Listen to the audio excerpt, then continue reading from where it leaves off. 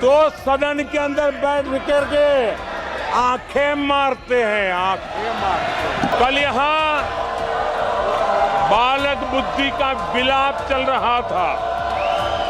मुझे इसने मारा, मुझे उसने मारा, मुझे यहाँ मारा, मुझे वहां मारा।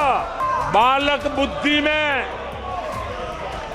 ना बोलने का ठिकाना होता है और न ही बालक बुद्धि में व्यवहार का कोई ठिकाना होता है। तुमसे नहीं हो पाएगा, तुमसे ना हो पाएगा। कांग्रेस के इतिहास में ये तीसरी सबसे बड़ी हार है और कांग्रेस और उसकी इकोसिस्टम दिन रात बिजली जला करके हिंदुस्तान के नागरिकों के मन में। आदरणीय सभापति जी,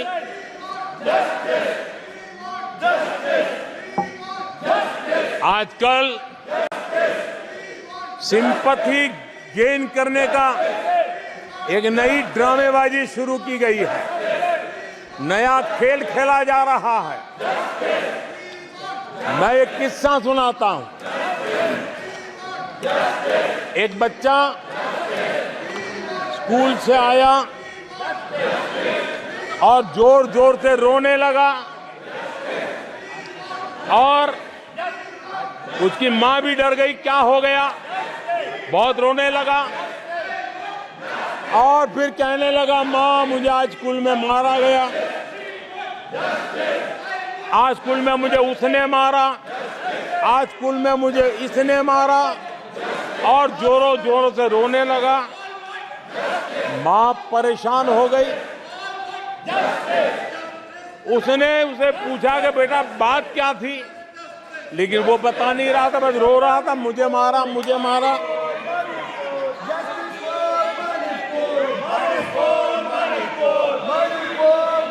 बच्चा ये नहीं बता रहा था कि आज स्कूल में उस बच्चे ने किसी बच्चे को मां की गाली दी थी। उसने ये नहीं बताया किसी बच्चे की किताबें उसने फाड़ दी थी। उसने ये नहीं बताया कि उसने टीचर को चोर कहा था। उसने ये नहीं बताया कि किसी का टिफिन चुरा करके खा गया था। हमने कल सदन में यही बचकाना हरकत देखी है।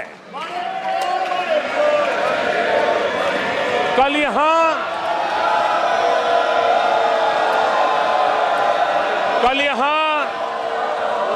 बालक बुद्धि का विलाप चल रहा था। मुझे मारा गया, मुझे इसने मारा, मुझे उसने मारा, मुझे यहाँ मारा, मुझे वहां मारा, ये चल रहा था। आदरणीय सभापति जी, सिंपैथी हासिल करने के लिए ये नया ड्रामा चलाया गया है, लेकिन देश ये सच्चाई जानते हैं कि ये हजारों करोड़ रुपए उसकी हेराफेरी के मामले में जमानत पर बाहर है।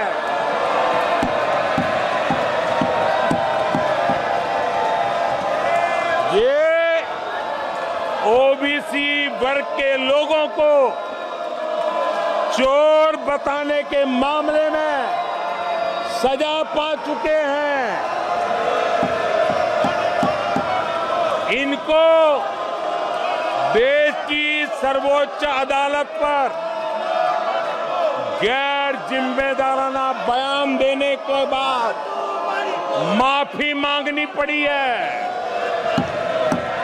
इन पर महान स्वातंत्र सेनानी वीर सावरकर जैसे महान व्यक्तित्व का अपमान करने का मुकदमा है। इन पर देश की सबसे बड़ी पार्टी के अध्यक्ष को हत्यारा कहने का मुकदमा चल रहा है। इन पर अनेक नेताओं, अधिकारियों, संस्थानों पर झूठ बोलने के गंभीर आरोप हैं और वो केस चल रहे हैं। आदरणीय सभापति जी, बालक बुद्धि में ना बोलने का ठिकाना होता है और न ही बालक बुद्धि में व्यवहार का कोई ठिकाना होता है। और जब ये बालक बुद्धि पूरी तरह सवार हो जाती है तो सदन में भी किसी के गले पड़ जाते हैं। ये बालक बुद्धि अपनी सीमाएं खो देती है और सभापति जी, बालक बुद्धि में ना बोलने का ठिकाना होता है और न ही बालक बुद्धि में व्यवहार का कोई ठिकाना होता है। और जब ये बालक बुद्धि पूरी तरह सवार हो जाती है तो सदन में भी किसी के गले पड़ जाते हैं। ये बालक बुद्धि अपनी सीमाएं खो देती है तो सदन के अंदर बैठ करके आंखें मारते हैं, आंखें मारते हैं। इनकी सच्चाई आदरणीय सभापति जी अब पूरा देश समझ गया है। इसलिए आज देश इनसे कह रहा है, तुमसे नहीं हो पाएगा, तुमसे ना हो पाएगा।